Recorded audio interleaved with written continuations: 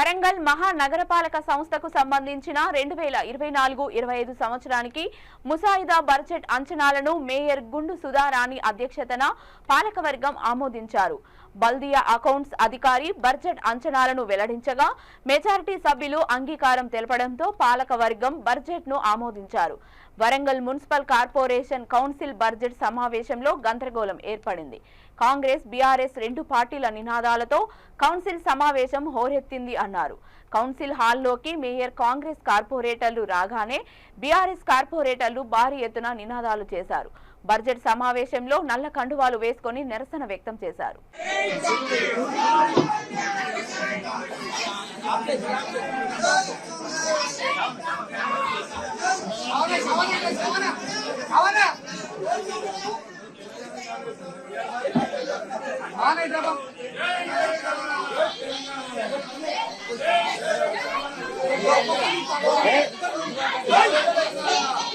ఏ రోజు కూడా నేను పోలీసు బందోబస్తు చూలేక.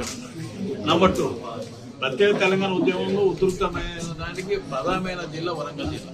ఉద్యమానికి నేను అలాంటి ఉద్యమంలో నేను మంత్రిగా పనిచేసి కూడా నేను క్యాబ్ మీటింగ్ వస్తే కూడా ఎప్పుడు పోలీసు పెట్టలేమే. అంత ఫ్రీడమ్ మంచిగా ప్రజల సమస్యలు నగర ప్రజలు చర్చించుకుని మాట్లాడుకుంటే ఇది మరి మీ వాళ్ళంతా నల్ల బ్యాడ్జీలు కౌన్సిల్ మీటింగ్ తెలుస్తాయి మీకు. నల్ల బ్యాడ్జ్ వాళ్ళు కేసులు మరి వాళ్ళకి చెప్తారు కదా. ఇప్పుడు ఎందుకు అడ్వాన్స్ చెప్తారు మీకు అందరికీ అడ్డుకుంటా